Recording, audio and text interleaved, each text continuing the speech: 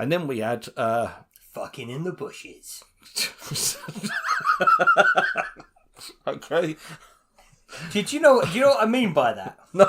You don't know what I mean by that? No, I don't. Would you like to care to explain before I... That's Nigel McGuinness' theme music. Oh, is it? Yeah, it's the opening track on the Standing on the Shoulders of Giants album from Oasis. Oh, okay. Yeah, that's his coming out music.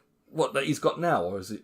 Well, because, considering he only wrestles twice a year. I know he came out to Oasis. Did he come out to Oasis today? Yeah. Okay. Yeah. Obviously, I'm not a big Oasis. That's the Oasis track that he comes out to. Is called "Fucking in the Bushes." Okay, yeah, fair enough.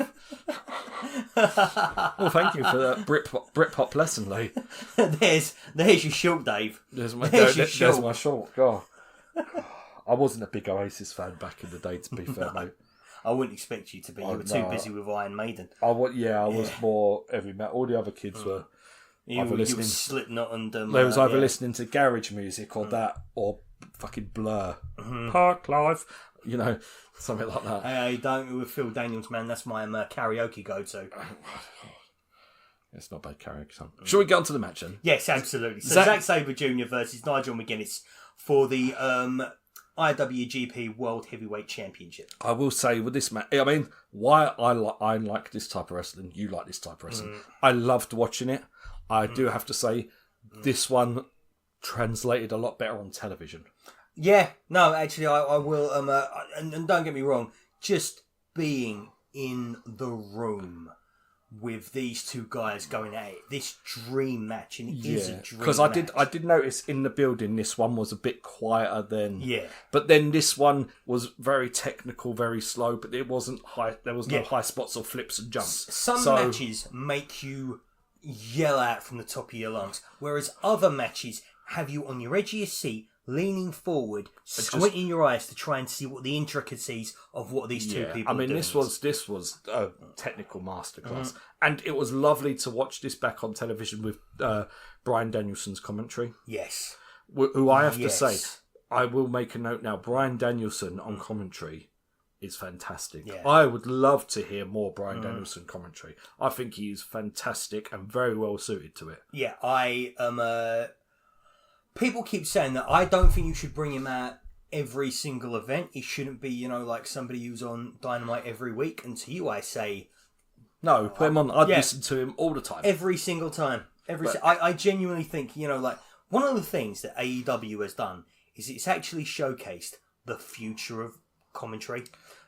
Matt Menard, Chris Jericho is excellent on commentary. Yeah. A couple of other people. Yeah, this is probably the biggest jump in quality between WWE and AEW is the commentary for me. Oh yeah, easily the biggest jump. I fucking hate the commentary on WWE. Oh my god! I prefer listening to Booker T. Of all the commentators, just because he's ridiculous and funny. I genuinely started when we first started doing this, and we were like, right, we're going to watch everything. We're going to watch all of WWE. I had to switch to Spanish language commentary a couple of times just because I could not stand hearing it. The best commentary on WWE is the NXT commentators. I think Corey Graves and Booker T are really. And how the hell together. Corey Graves got passed over? All of those times, just criminal, absolutely criminal. But anyway, to sum up this match, tangents. Let's talk about this match because this was just technical wrestling at its finest. Absolute finest. Right, and one of the other things that happened before this match is that the video that played before it was Nigel McGuinness meeting British wrestling legend Johnny Saint. One of the finest technical wrestlers on the planet. Genuinely, go watch his old matches on World of Sport on YouTube if you want to see what I mean. It is artistry at work. In fact, now you mentioned it, that's what this was. This was a World of Sport match. Yes, that's what this was. If you grew up obviously you've got to be quite a bit older than us to remember World of Sport. But if you do, that's what this was. This was the classic throwback to that. Absolutely. Yeah. Even more so than because obviously we've seen in recent years Zack Sabre Jr. versus Bryan Danielson, which I think was fantastic. And Nigel McGuinness versus Bryan Danielson. And while I think maybe the Danielson versus Zack Sabre Jr. is probably better matches. Yeah. I think it's better. But this was It was a content. It was my top 3 for the match. Yeah, but this was definitely Wilder sport. Yeah. Like from start to finish. Yeah. There wasn't no like ridiculous silliness at all. And the best thing about it is that they always were trying to outdo one another. Yeah. Zack Sabre Jr. manages to wriggle out of Nigel McGuinness's headlock and get him in his own headlock. Nigel McGuinness finds an even cleverer way to get out of that one. Yeah, and that was good.